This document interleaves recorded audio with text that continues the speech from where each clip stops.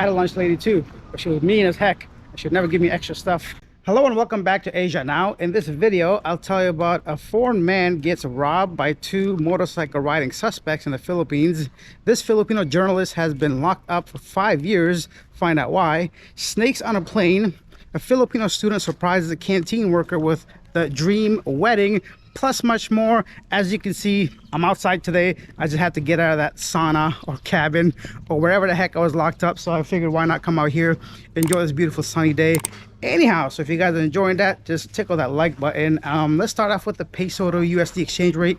Right now, $1 equal to 56.4. As I wipe the sweat off my big noggin, you guys might be able to see I got some red spots. I bumped my head twice in the past 2 days, huh? Anyways, here's the story. Two men on a motorcycle robbed a 24-year-old Japanese man in Pasay City last Friday night. The victim, who said he works for the Embassy of Japan, was standing in front of a commercial bank along Gil Puyat Avenue when the suspect approached him and took his passport, wallet, ID, debit card, credit card, and cash card. According to Pasay City Police, the suspects wore fully faced helmets, making them unidentifiable on CCTV. Authorities are still backtracking the incident to identify the suspects who fled. Come on, man, the dude worked for the Embassy of Japan. How embarrassing is that for the country, right? Let's come on. Obviously, we're not going to judge a whole Philippines country with this, but it seems to be more and more times that this happens, specifically when it comes to motorcycles, right? So two people on a motorbike, they approach somebody and one guy focuses on driving, the other man snatches your shit and runs off, right? So keep that in mind if you're going to do any kind of like withdrawals. I know it's probably rare, or at least not very likely, but still try to do what's in your control. Get money out from malls, right? So whenever I take any money out, firstly, because I don't trust the little ones on the side of the street. I don't know if somebody's hacked them. I don't know if it's got enough currency, who's running it. So it's just a bit more legit to be inside of a mall. There's CCTV cameras in case my card gets eaten up by the machine or somebody attempts to, you know, grab my stuff. It's a bit unlikely. Anyways, pretty bad incident considering it was an embassy employee. Imagine writing that email, right, saying, yeah, you know, I just got robbed. Next up, 7 personnel of the Manila Police District were arrested after taking a man into custody under fabricated charges, the National Capital Region Police said on Tuesday. More and more stories like this, although nothing new. I think it's making the news more often since I'm covering it. Police officers are getting in trouble for not doing what they're supposed to be doing and actually fabricating evidence. In this case, speaking of fabricating evidence, this next story might be one of those cases because a lot of people are saying that the evidence against this next journalist is not real and they're red tagging her. I'll tell you what I'm talking about. In a Facebook post on Monday, the Embassy of the Netherlands said Deputy Head Mission Robert van der Hoom visited detained journalist Frenchime Compio at the Tacloban City Hall on June 26. Compio, 26, has been in pre-trial detention for over 5 years, along with rights defender Muriel Domkel and Alexandra Abanguna. She is currently the only journalist in detention in the Philippines, according to the Post. The embassy noted that despite her prolonged detention, Compio remains calm and resolute, expressing hope for justice and gratitude to those who continue to shed light on her case. Honestly, 5 years in prison in pre-trial, I can't imagine what that's like. Let me just not get hit by this car for a second. I would not be able to be so calm and smiling. I think I'd have so much anger in me, especially if I was wrongfully accused. I'll give you guys a bit more detail about her situation. Frenchime Compio, a journalist from Tacloban, has been jailed since February 2020 on charges of illegal firearm possession and terrorism financing, charges widely believed to be fabricated. Human rights and press freedom groups say that she was targeted for reporting and red tag, calling her detention a violation of press freedom and due process. If you don't know what red tagging is, it's a practice of labeling individuals or groups, especially activists, journalists, or critics of the government, as communist, terrorists, or supporters of insurgent groups like the Communist Party of the Philippines. In the Philippines, red tagging is often done by government officials, military, or police to discredit or intimidate people. It could lead to harassment or other thefts, and of course, in this case, imprisonment, and oftentimes, even worse than that, they can end their life, basically. So it's a serious offense. Obviously, I don't know if she's guilty or not, but if she's not guilty, it's pretty sad to waste 5 years of your life because you said or did something that the government doesn't approve of. But if she is guilty, then just why 5 years? You know, go get the trial finished with, put her in prison for whichever amount of time that the law asks you to do so. So let me know if you have any thoughts about this story.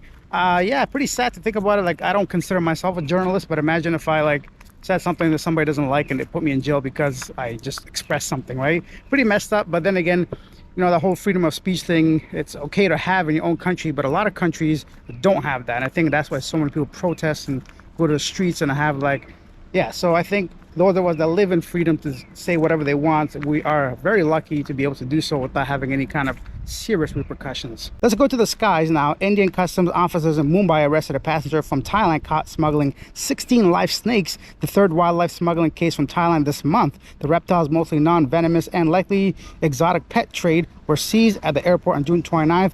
Earlier June, officials also stopped other passengers with dozens of venomous vipers and over 100 animals, including lizards and possums. Yesterday was orangutans. Today is snakes on a plane, not the movie in real life. And I guess the silver lining is at least they weren't in your living room like this next video.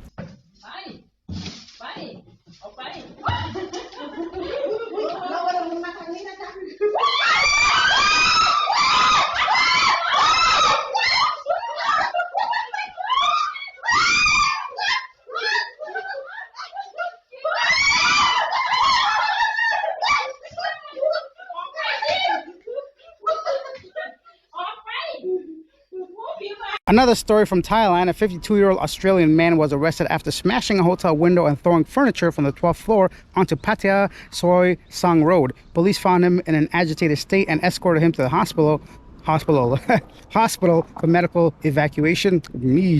Sheesh, I cannot read. For medical evaluation. Man lost his mind, tried to throw some stuff off the balcony or whatever, and some people think this is based off the parade that was going on that month, the Rainbow People Parade. So who knows if it has something to do with that, but I'm glad that shit's over.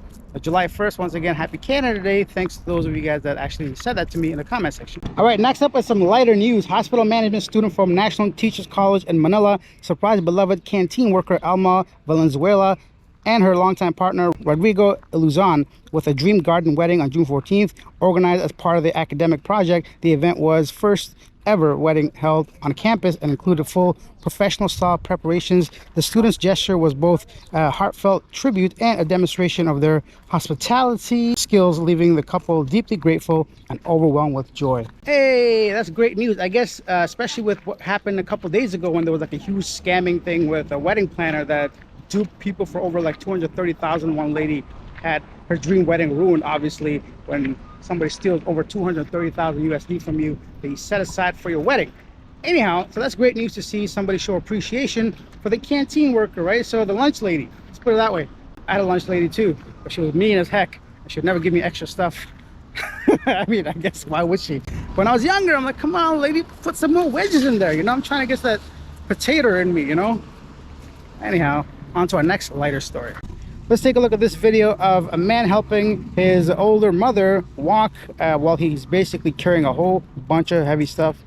Oh, I almost forgot. This is great news for this airport. I think you guys know which one I'm talking about. Mactan Cebu International Airport ranked 7th on Skytrack's 2025 list of the world's most improved airports, marking a global milestone for Philippines aviation. Now they rank number 7th, 7 out of 10 most improved aviation or airports, I should say.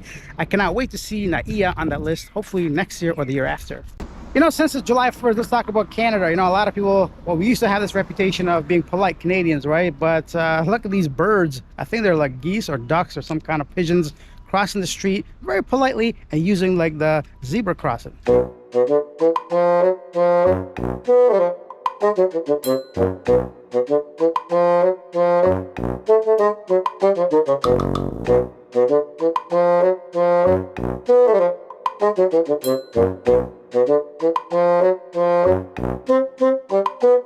And now it's time for our segment Yesterday Today, where I read some of the most popular comments regarding a previous video. Dr. Delane says, if Alice Gore was believed to be Philippine citizens, she may have purchased millions of pesos worth of real estate with her ill-gotten gains. They should make sure to confiscate any they can find, sell it, and give the proceeds to the homeless or back to the citizens. Yes, she has multiple properties and really high-end properties, helicopters and fancy stuff, and she went all over TikTok showing all of her like wealth. Who knows if she would have caught if she was a bit more discreet. Philippines Fandango says Alice shouldn't be able to own property in the Philippines either. We just talked about that.